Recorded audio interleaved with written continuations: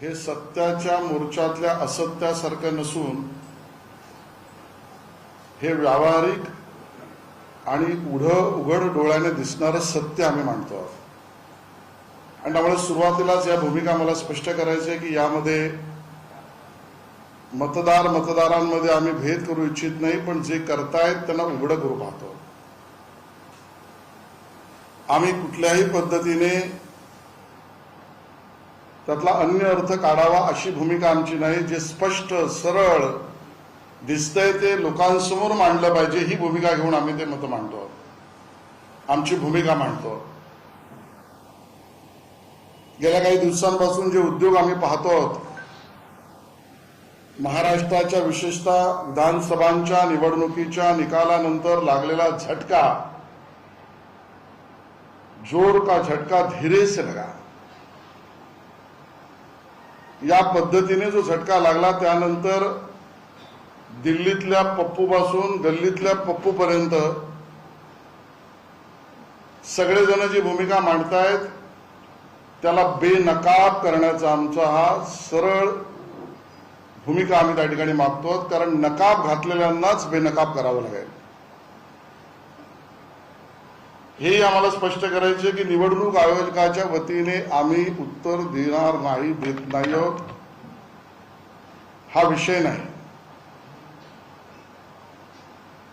आणि म्हणून खरं तर जी काही विरोधी पक्षाची महाराष्ट्र विकास आघाडी, विशेषतः उद्धवजी ठाकरे यांचा पक्ष आणि राज ठाकरे यांचा पक्ष यांच्या सातत्याने भूमिका बघितल्या तर लक्षात येतं की पहिल्यांदा मतदान यंत्रावर प्रश्न उपस्थित करा, मग मतदार यादीवर प्रश्न उपस्थित करा, मग निवडणूक आयोगावर प्रश्न उपस्थित करा, मग निवडणूक आयोगात काम करणाऱ्या कर्मचाऱ्यांवर प्रश्न उपस्थित करा आणि मग निवडणुकीच्या निकालावर प्रश्न उपस्थित करा.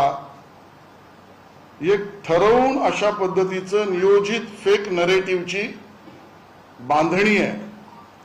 हा भाग वेगळा की मुंबईकर किंवा महाराष्ट्रातले नागरिक या फेक नरेटिव्हला केराची टोपली दाखवतात. आम्हाला हेही लक्षात येत आहे की गेल्या काही वर्षांपासून मुद्दामून महाराष्ट्र विकास आघाडीने आता मनसे हे जातीतलं समाजातलं वितुष्ट निर्माण करण्याच्या राजकारणाच्या भूमिकेला सामंजस्य वाटावं अशा भूमिका घेत आहेत. आणि भारतीय जनता पक्षाची भूमिका तर खूप स्पष्ट आहे, ती अधोरेखित करतो आम्ही. Justice for all, appeasement of none, सर्वांची न्यायिक पण तुष्टीकरणाच्या विरोधात, ही आमची भूमिका पूर्णपणे स्पष्ट आहे. या ठिकाणी मला उल्लेख करायचा आहे तो म्हणजे जो काही मोर्चा काढण्याचा प्रयत्न विरोधी पक्षाने केला तुमच्याच भाषेत मनसे व मविया, हे कोण कोणाच्या दाय अजून स्पष्ट व्हायचं, पण जे काय असेल ते, त्यामध्ये उद्धव ठाकरेजी असं म्हणाले, देवेंद्रजी तुम्ही महाविकास आघाडीने केलेल्या गडबडीची उदाहरणे दाखवाच. दूध का दूध पाणी का पाणी होऊ दे, हे विधान उद्धवजींचं. पुढे जाऊन ते म्हणाले, मतचोरी दिसेल तिथे लोकशाही मार्गाने फटकवा. मी चुकत नसेल तर हे विधान उद्धवजींचंच. राज ठाकरेजी यांनी ज्या भूमिका मांडल्या त्यामध्ये दुबार मतदारांना सरळ फोडून काढा, दुबार मतदारांना बडवा. आणि ते म्हणताना म्हणाले, एक टेम्पोभर पुरावे मी आणलेत.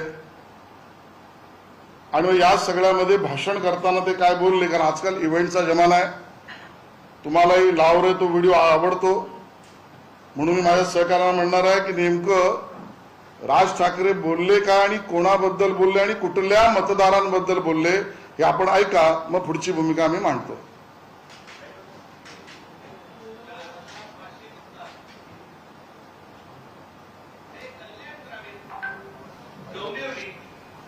मुरबाड आणि भिवंडी मधले मतदार आहेत. या इकडच्या मतदारांनी इथल्या मुंबईच्या मलबार हिल मतदारसंघामध्ये देखील मतदान केलेलं आहे. 4,500 मतदार हे या ठिकाणी राहणारे यांनी मलबार हिल मतदारसंघामध्ये मतदान केलेलं आहे. त्याच्या अगदी नावाला म्हणून मी तुमच्यासाठी हे एवढे मतदार आहेत. हे एवढ्या लोकांनी हे तिथे राहत आहेत, तिथेही मतदान केलं आणि मलबार हिल मध्ये देखील मतदान केलं. त्याच्यातली म्हणजे आता जस्ट फक्त 3 नावं आहेत. प्रभाकर तुकाराम पाटील, राम माधू भोईर आणि गजानन पुंडलिक भोईर ही त्यांची मतदार यादी आहे. या मतदार यादीमध्ये त्यांनी त्या मतदारसंघामध्ये देखील मतदान केलेलं आहे आणि मलबार हिल मतदारसंघामध्ये देखील मतदान केलेलं आहे. असे लाखो लोक आहेत महाराष्ट्रभर की जे या मतदानासाठी म्हणून वापरले गेले. आपण ऐकलं असेल राज ठाकरेजी यांनी जी भूमिका मांडली, जे मतदारसंघ सांगितले ते कल्याण ग्रामीण, डोंबिवली, मुरबाड, भिवंडी आणि मतदारांची नावं पण काय घेतलीत. प्रभाकर तुकाराम पाटील, राम माधू भोईर, गजानन पुंडलिक भोईर. तुष्टीकरणाचा कळस घातला या लोकांनी. तुष्टीकरणाचा निवडणूक यादी विशुद्धच असली पाहिजे, ती शुद्धच असली पाहिजे हे आमचंही म्हणणं आहे. पण आमची भूमिका त्याबद्दली खूप स्पष्ट आहे.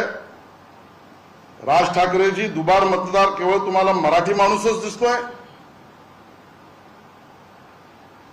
दुबार मतदार तुम्हाला केवळ हिंदू माणूसच दिसतोय. बडवायची भाषा तुम्ही या मराठी आणि हिंदू आणि दलित मतदारांबद्दल करताय. कारण आडनावावरनं जायचं असेल तर सरळ मिळेल तिकडे फटकवा. हे उद्धवजी ठाकरे यांची भूमिका या भूमिपुत्रांच्या विरोधातली दिसते. देश विदेशातील प्रत्येक घडामोडींचे लाईव्ह अपडेट मिळवण्यासाठी आता साम टीव्हीच्या सर्व सोशल मीडिया प्लॅटफॉर्मला लाईक, फॉलो आणि सबस्क्राईब करा. तसंच सर्व नोटिफिकेशनसाठी बेल आयकॉन प्रेस करायला विसरू नका.